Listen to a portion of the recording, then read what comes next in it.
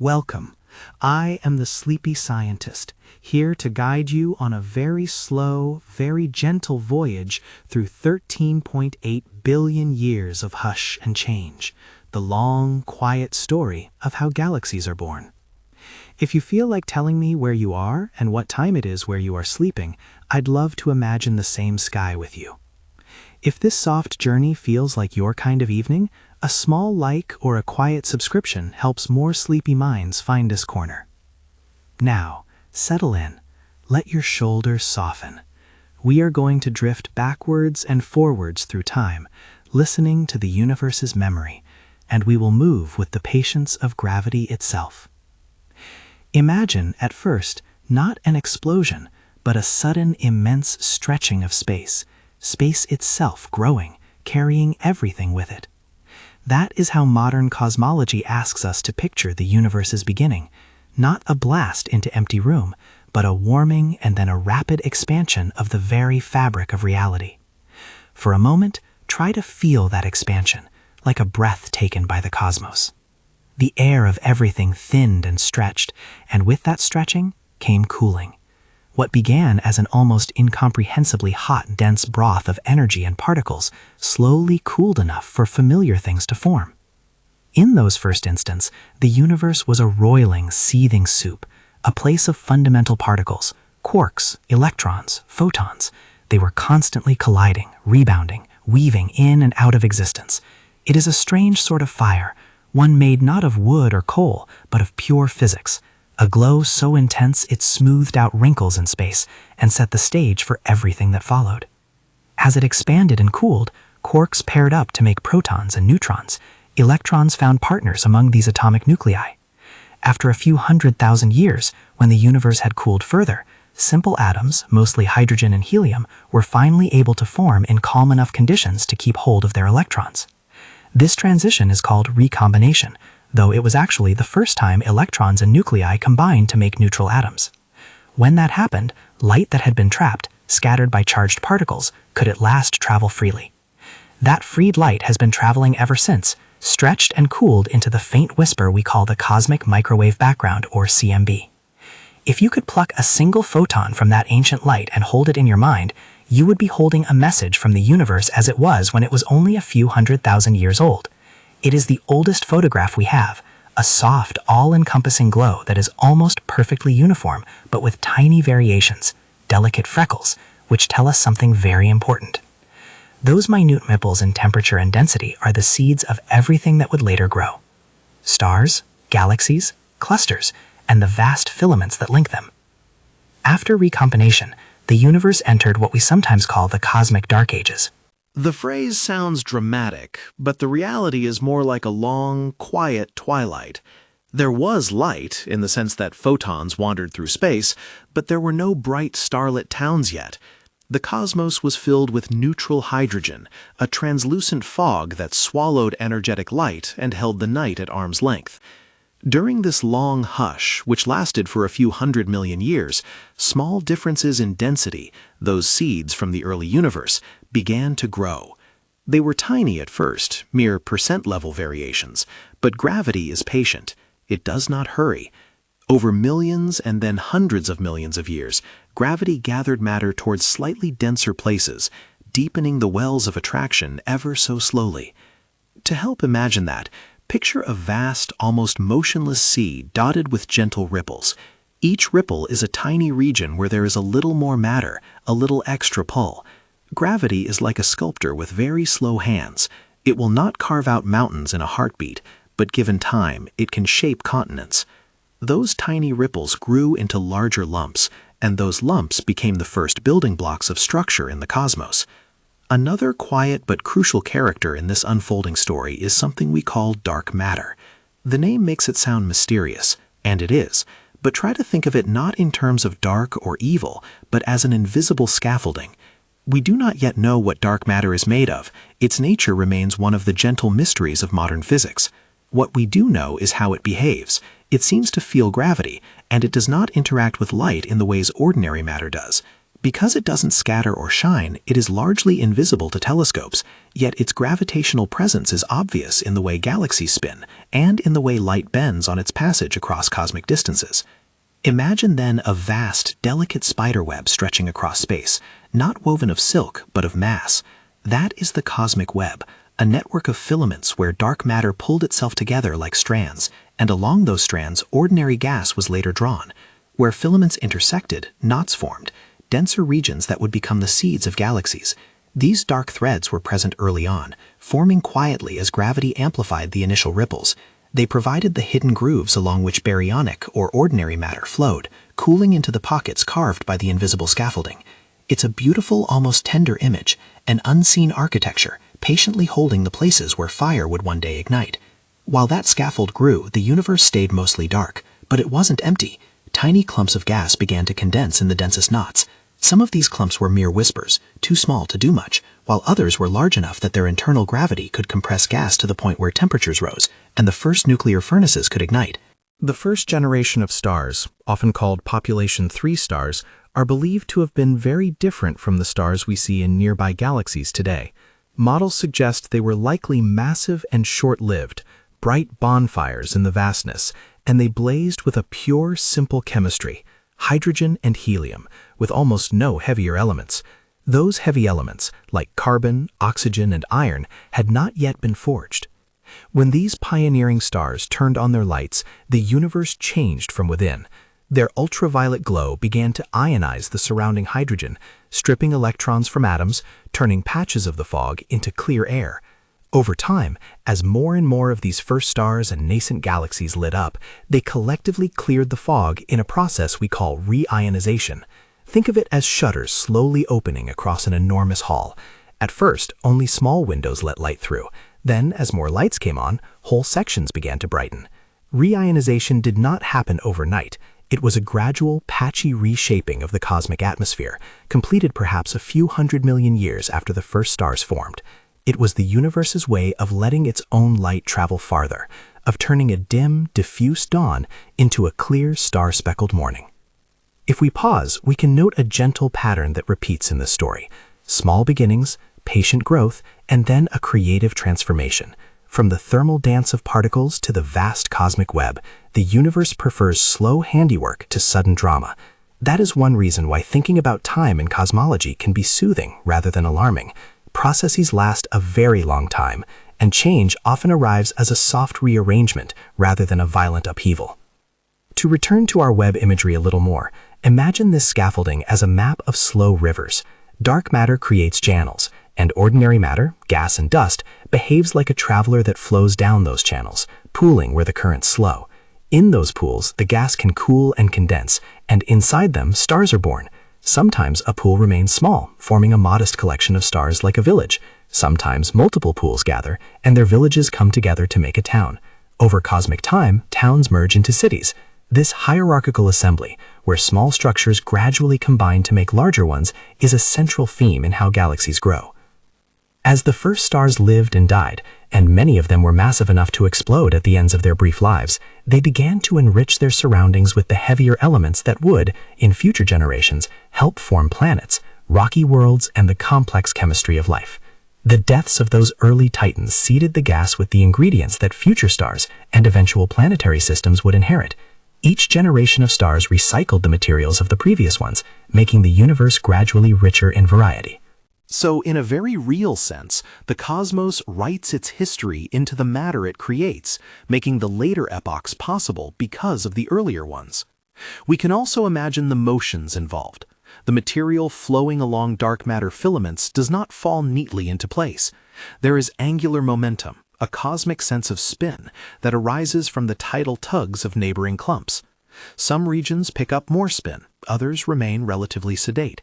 Where a collapsing cloud has a fair bit of angular momentum, it tends to flatten into a rotating disk.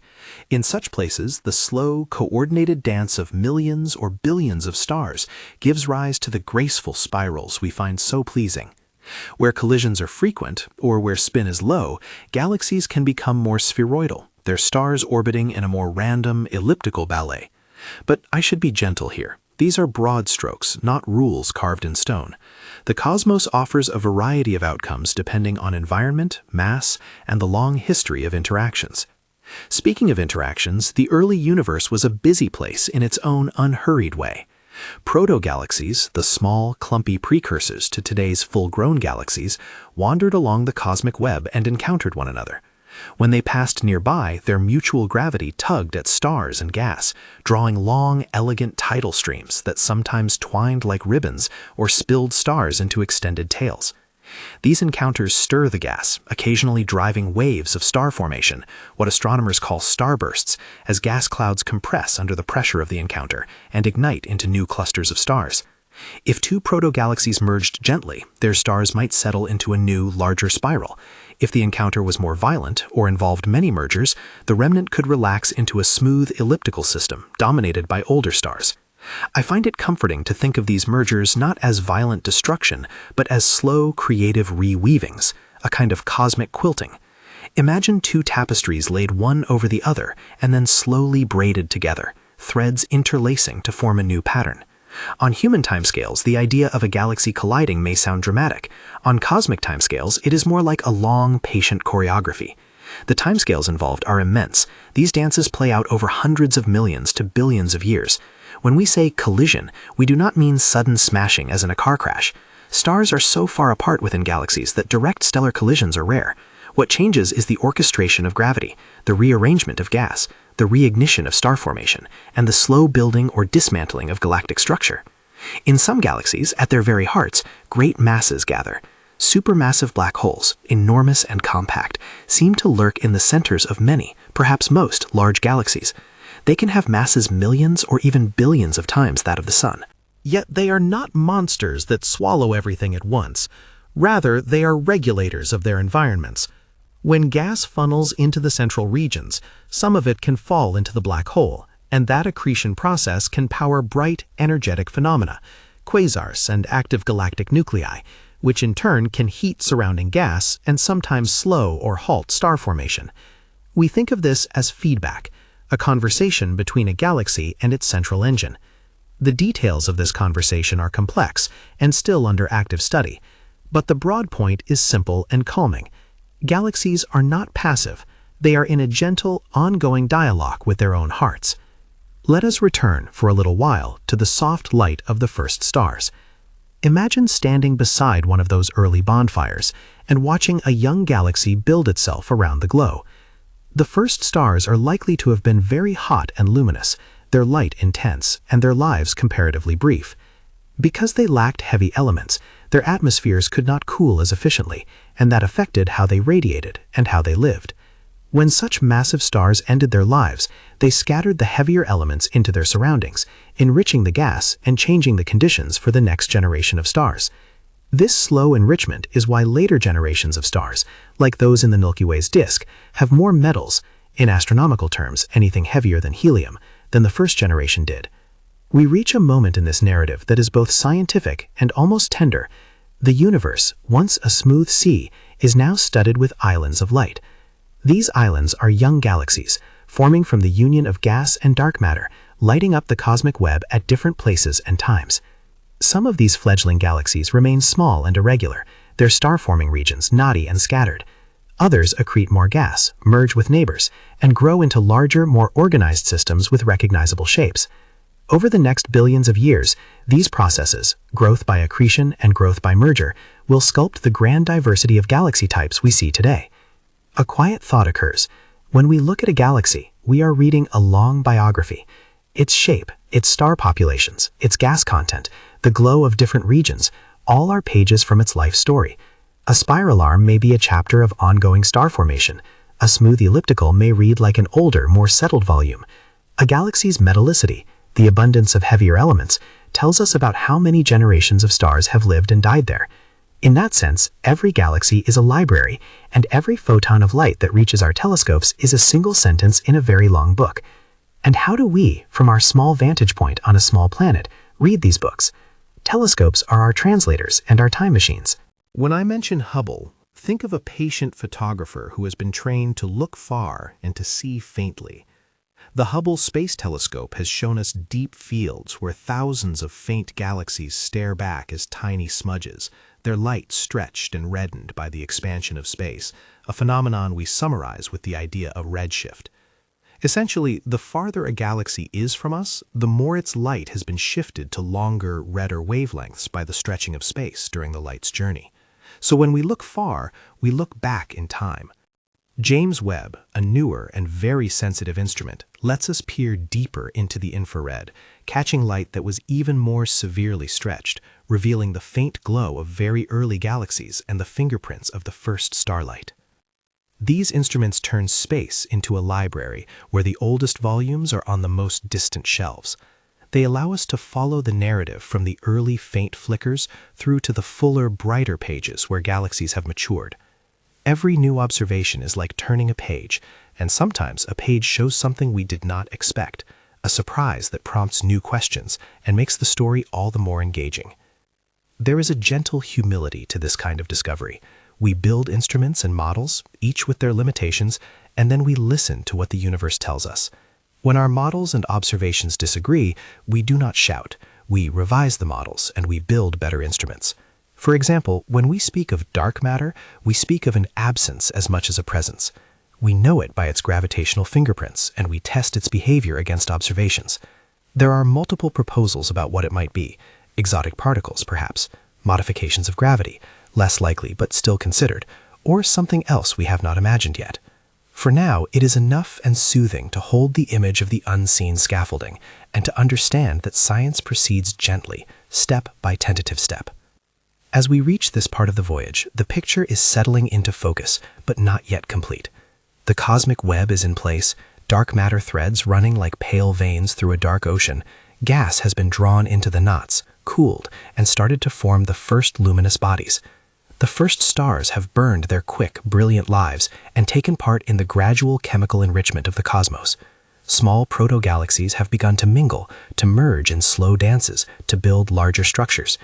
Telescopes are beginning to read these earliest pages for us, hinting at details and whispering new puzzles. And yet, there is more to come. The process by which these early lumps of matter assemble into the grand spiral and elliptical galaxies we admire today involves more subtlety, the interplay of spin and turbulence, of feedback from newborn stars and hungry black holes, of gas cooling and heating, and of countless gentle encounters over immense spans of time. Each of those ingredients adds a tone to the growing symphony. Ahead of us in this journey are scenes of these encounters and transformations, the shaping of spiral arms, the forging of galactic bulges, the quiet growth of black holes as they regulate their surroundings, the slow accretion of satellite dwarf galaxies that leave faint stellar streams as signatures of past meals. We will visit our own galaxy, the Milky Way, and consider our place in one spiral arm, where our sun's light is just one of hundreds of billions of stars. We will think about the future, not in fear, but as a continuation of this patient artistry, the far-off approach of Andromeda as part of a great slow dance billions of years hence, and the role of dark energy in gently accelerating the expansion of space.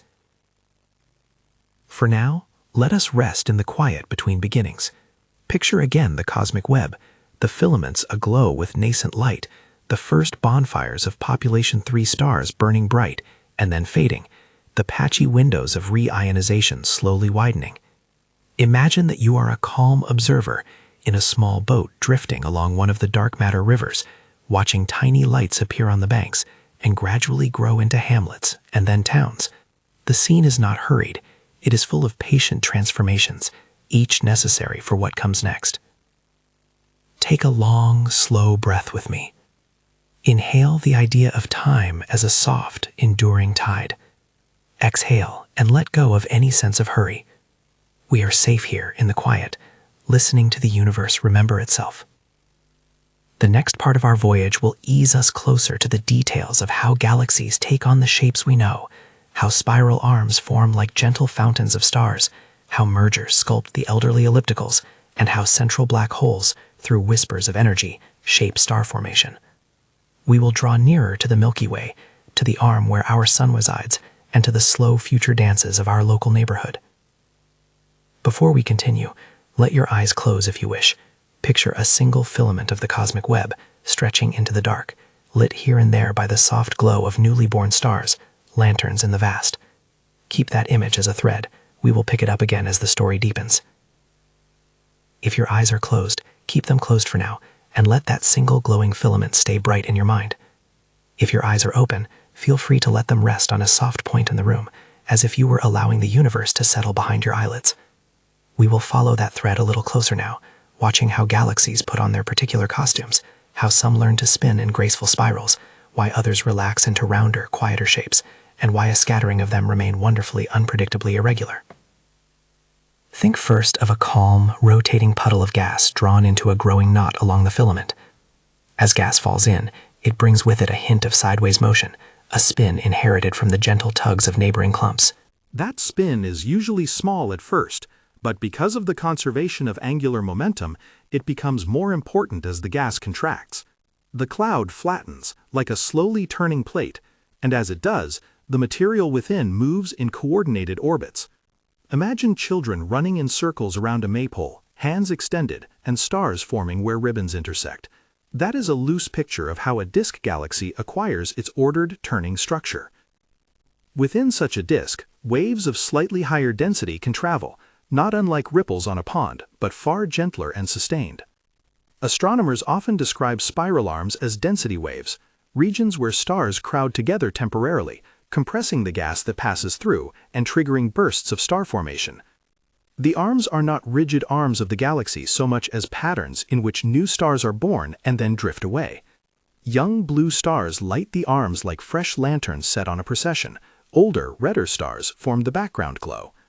This combination, a rotating disk threaded by spiral patterns, is what gives spiral galaxies their familiar, elegant appearance.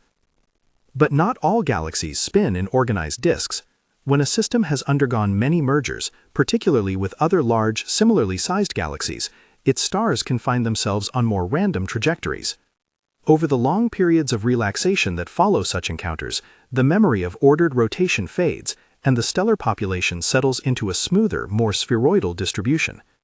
These are the elliptical galaxies, rounded, often dominated by older stars, with less cold gas available for new star formation. They are not dead, merely more settled. Their bright years lie in the past, and they glow like warm embered coals rather than the sparkling fires of youth. There are also galaxies that resist easy classification, irregulars, chaotic and patchy, sometimes shaped by internal turbulence, sometimes by recent encounters with neighbors. They can be delightful in their disorder, rich in gas and forming stars in scattered knots. In many respects, the variety of galaxy forms is a map of their histories. A quiet life tends to preserve thin disks and ordered spirals. A more quarrelsome existence, full of mergers and close encounters, can puff a galaxy up into an elliptical or leave behind an irregular, ragged silhouette. When galaxies meet, the meeting is not a quick smash, but a long, drawn-out conversation. Two galaxies approaching one another are like ships in a very slow gravitational harbor. Their mutual pull draws out tidal arms and streams, long ribbons of stars and gas that reach into intergalactic space. These tidal tails can be exquisitely beautiful, lit by young stars formed in the compressed gas. Sometimes a smaller galaxy will be stripped apart, leaving a faint, ghostly stream of stars wrapping around a larger host. These streams are like the signatures of past meals, faint but telling, and modern surveys have found many such relics in the outskirts of nearby galaxies. The encounter itself can also be a creative impulse. When gas clouds are disturbed, they can collapse and trigger renewed star formation, those starbursts I mentioned earlier. During a starburst, a galaxy can produce stars at rates far higher than normal, brightening temporarily and enriching its surroundings with heavy elements when those new stars die. But such feasts are usually short-lived on cosmic timescales. The starburst consumes gas, and without fresh supplies, the frenzy fades. In some mergers, the rearrangement of angular momentum drives gas towards the center, feeding the central supermassive black hole and igniting a luminous, active galactic nucleus. That central activity can light up a galaxy in unusual ways and, as part of the feedback loop, can also remove or heat gas, curtailing further star formation. It is worth pausing here to speak a little more about those central engines. Supermassive black holes are peculiar players, unseen masses whose influence is large near the heart of a galaxy. When gas falls inward, it forms an accretion disk, and a fraction of the gravitational energy is converted into light and powerful outflows. These outflows, winds and sometimes narrow jets, carry energy back into the galaxy and beyond. We call this feedback. In some cases, feedback is a gentle regulator, slowing the rate at which a galaxy turns gas into stars and helping to set a balance between growth and rest. In others, it can be stronger, heating or ejecting gas and making a galaxy less hospitable to new star formation for a long while. The details are complex and still under study. What matters for our story is that galaxies and their central black holes co-evolve, influencing each other across many millions of years. There is a tender continuity to these processes. A galaxy's structure, its star formation rate, its chemical composition, and its central mass all bear traces of past events. Astronomers read these marks like a social historian reading the margins of a city's map. The stellar populations tell us about age. Hot blue stars burn out quickly, while cooler red stars can live for billions of years. The abundance of heavier elements, what astronomers call metallicity, tells us how many generations of stars have already lived and died. The presence of extended gas reservoirs hints at future star-forming potential. Thus, when we see a galaxy today, we are witnessing a snapshot that captures a long interplay of gentle processes. Let us take a softer turn now and come closer to home. Our own Milky Way is a large, disc-shaped spiral galaxy, perhaps a little over 100,000 light-years across. It is home to a few 100 billion stars, a vast number of planets, and a complex history written in the motions of its stars.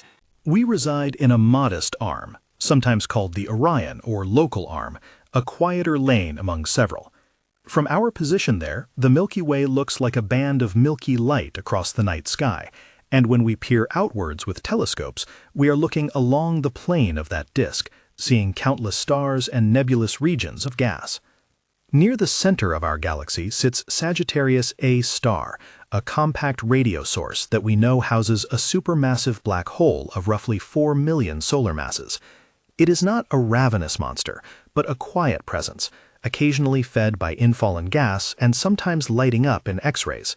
Around the Milky Way are many smaller companions, dwarf galaxies, some of which are currently being accreted. The Sagittarius dwarf, for example, is in the process of being tidally torn apart, leaving a stream of stars that wrap around our galaxy like a faint halo. The Milky Way has eaten many small galaxies in the past. Its halo of ancient stars carries the fossil record of those events. Recent surveys have revealed the signatures of larger past mergers as well. Once, long ago, a substantial galaxy merged with ours, leaving behind characteristic streams of stars and altering the motions of many halo stars. We are not alone in our neighborhood. The Milky Way and the Andromeda Galaxy form the two dominant members of a small collection of galaxies called the Local Group, a family that includes dozens of dwarf companions. Andromeda is a large spiral, similar in size or perhaps slightly larger than the Milky Way, lying at a distance of roughly 2.5 million light-years. It is approaching us very slowly in cosmic terms, and in about 4 billion years, a timescale generous enough to feel abstract and distant, the two galaxies are expected to meet and eventually merge. The encounter, far from being cataclysmic for individual stars, will be a slow and grand rearrangement, a ballet of orbits that will eventually settle into a new, perhaps more spheroidal system.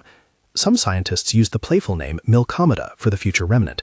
It is a comforting image, this portmanteau, and a reminder that future galaxies will carry traces of our present one. This impending dance is both a reminder of the ongoing nature of cosmic evolution and, I find, a soothing thought. In the very long run, the local group will continue to be shaped by slow interactions. Small galaxies will be absorbed, streams will be woven into the halo, and the central regions may see renewed activity when fresh gas reaches the core. But these changes are measured in billions of years, and for now, our star, the Sun, will continue its steady, familiar course for several billion more years, providing a stable, comfortable environment for life on Earth to unfold. Let us turn now to the tools that have allowed us to witness these processes. Telescopes are, as I like to say, time machines with polite manners. They do not shout, they listen. When Hubble pointed for many days at a tiny patch of seemingly empty sky, it revealed the Hubble Deep Field, a dense sprinkling of galaxies, each a faint record of the past. Those images taught us that even the deepest darkness is full of distant, faint islands of starlight. The principle behind this is simple and exquisite. Because light takes time to travel, the farther away we look, the earlier the universe we see. That stretching of light by the expansion of space shifts colors toward the red end of the spectrum, the redshift, and by measuring it, we can estimate how long ago the light set out. James Webb, with its sensitivity to longer wavelengths, is like a companion that can peer further back into the infrared, catching the stretched light of the earliest luminous objects. It lets us glimpse galaxies and star-forming regions that were previously too faint or too red to detect, offering a clearer picture of the epoch when the first galaxies were assembling.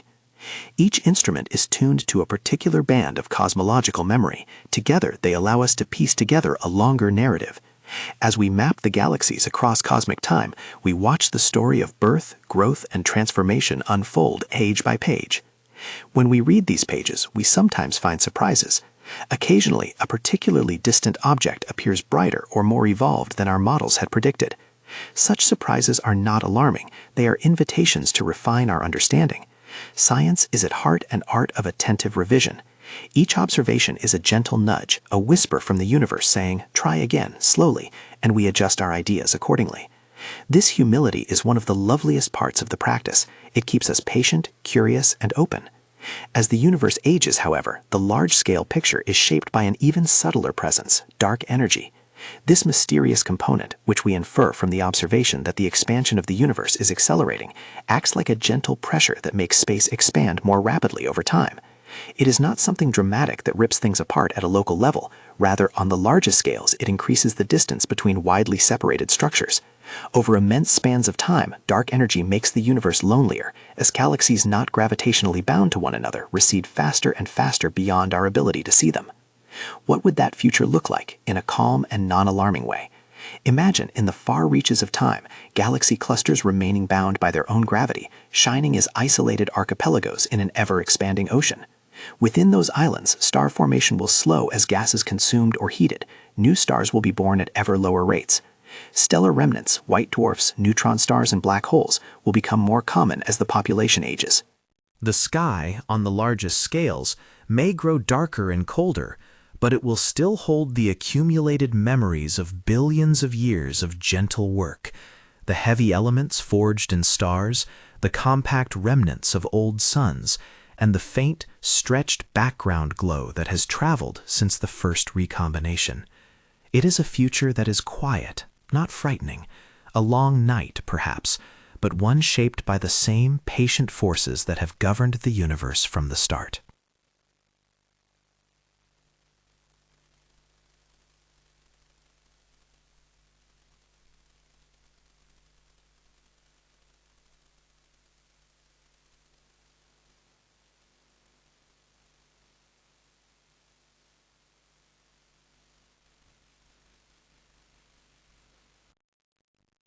In that image, there is a continuity that is comforting, a sense that the cosmos keeps its stories, and that those stories are patient enough to wait for us to come along and listen. Now, if you are willing, take another long, slow breath. Inhale the sense of being part of an ancient and ongoing process. Exhale any clinging hurry. The galaxies were born in a slow chorus of expansion, cooling, condensation, and ignition. They grew along unseen threads and learned to dance softly across vast distances of time and space.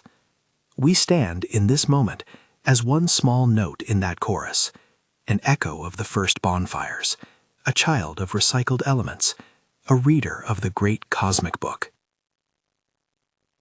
If you enjoyed drifting through this quiet tale of cosmic birth, a small, unobtrusive like or a quiet subscription helps others find this corner of gentle discovery. No pressure, only if it feels right for you. And now, with the filament of the cosmic web tucked close like a silken thread, with the memory of the first stars lighting distant pages, and with the knowledge that our atoms once danced in stellar furnaces, I will leave you to a restful night. May the patience of gravity and the slow unfolding of the cosmos lull you into calm. The universe remembers itself in light, and tonight that memory has been shared with you. Good night, and sleep among the stars.